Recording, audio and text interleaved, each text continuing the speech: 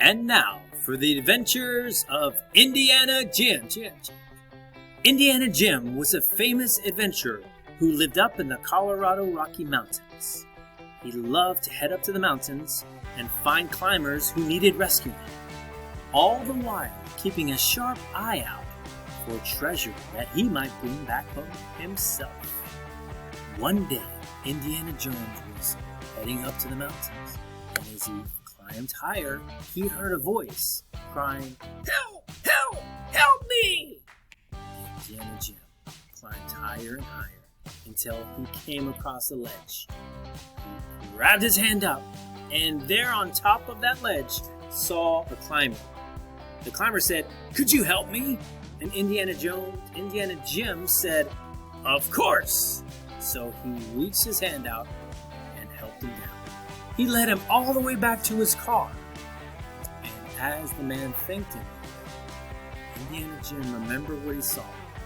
There was a doorway, a passageway that led into the mountain, where he saw a bit of gold flashing from a distance. After Indiana Jim waved goodbye to the man, he headed back up to that entranceway. He walked through the entrance, further and further, not seeing the gold yet, until he came across a giant room with a bridge. Then behind him he heard the entranceway had been covered up with stones. It seemed to be a trap, a puzzle of some sort. Indiana had to head through this way. In front of him was a bridge. And on the bridge, there were dots. And Indiana had seen this before.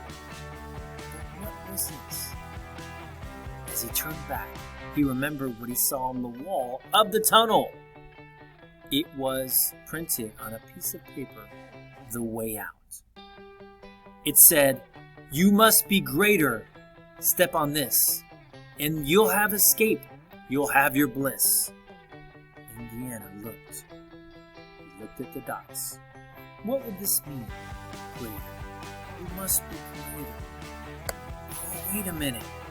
I see that there are dots, and there's some dots on the left side and some on the right side. And I bet you that this bridge only works if you step on the side that is greater. And then I'll escape and have my bliss. I'll be happy. I'll find my treasure. I'll be able to go home. So he looked at the dots. Okay, on the first one, he saw 1, 2, 3. And on the other side, on the right side, 1, 2, 3, 4. So which side would be greater? The left side or the right side? Indiana thought about this. What would be greater? Which side would be greater? Oh, that's right. Greater means more. So which is more? 1, 2, 3, 4 or 1, 2, 3? I think the side with 4 would be greater. So Indiana decided on that. He put his foot out and he stepped out solidly on the bridge. Okay, step number 1. It's good. How about step number 2? 1, 2. Okay, 2 on this side. Let's see the other side. 1, 2, 3, 4. Again, there's 4. And is 4 greater than 2 or is it less than 2?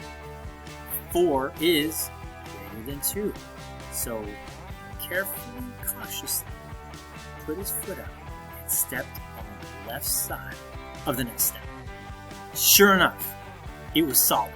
It held up. Then he looked at the last one. 1, 2, 3, 4, 5. 1, 2, 3, 4, 5, 6. Which would be greater? 5 or 6? He thought about it and he realized that 5 is less than 6. And 6 would be greater than 5. So carefully and cautiously stepped out and put his weight on the right side, on the 6th side, and it held up.